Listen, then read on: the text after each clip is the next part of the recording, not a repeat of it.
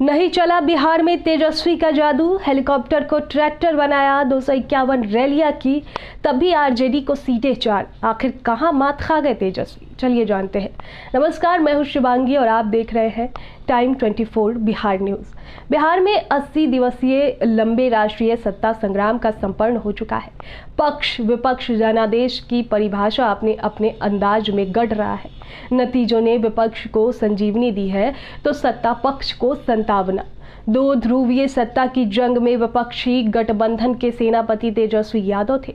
9 सीटों पर इंडिया गठबंधन की जीत ने उन्हें नई ऊंचाई और ऊर्जा अवश्य प्रदान की है, लेकिन यह भी उतना ही सच है कि उड़न खटोला में ताबड़तोड़ सभाएं कर ली, लेकिन कोई सियासी जंग नहीं जीती जा सकी। उन्होंने सभाएं करने का रिकॉर्ड तो कायम कर लिया, लेकिन कभी पीछे मुड़कर ये जानने की कोशिश नहीं की कि मैदान में इंडिया गठबंधन की सेनाएं मोर्चे पर एकजुट हो पाई है या नहीं, आपसी समन्वय किस तरह का है, साथी दलों में तालमेल का तंत्र विकसित हो पाया या नहीं। इसके अलावा उनकी जिद ने भी बड़ा नुकसान किया। कहावत है कि त्याग तले ताज होता है। तेजस्वी ने जंग में जाने से पहले राजद के परंपरागत समीकरण को विस्तार देने का ऐलान किया। कहा कि अब माई ही नहीं, बाप यानी बहुजन, अगड़ा, आदि, आबादी और गरीब को भी साथ लेकर चलेंगे। इस दिशा में उन्होंने ठोस पहल भी की।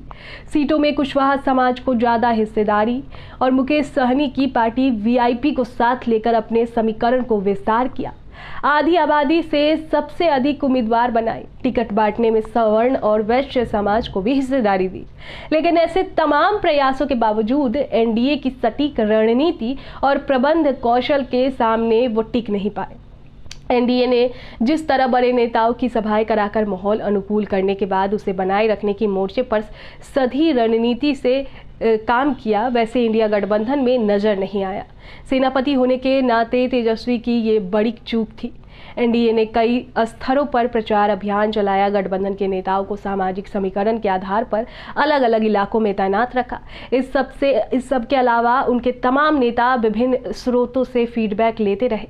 तेजस्वी चुनाव में जुटने वाली भीड़ से इतने आत्ममुक्त रहे कि उन्होंने मीडिया से भी सिर्फ बाइट देने तक का ही सरोकार रखा। उनकी करीबी नेताओं में भी ऐसी ही आत्ममुग्धता रही। उनकी कोर कमेटी के नेताओं ने यह कमी ज्यादा नजर नहीं आई। उन्होंने अपने ही दल के पुराने दिग्गजों से मंत्रणा करने तक की भी कोई जरूरत नहीं महसूस की।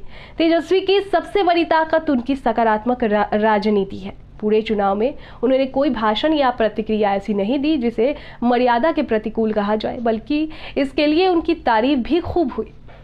उन्होंने निजी प्रहारों से परहेज कर जनहित के मुद्दों को हथियार बनाया। वो राजद को एक नई पहचान और विस्तार देने की रणनीति पर लगातार काम करते रहे हैं।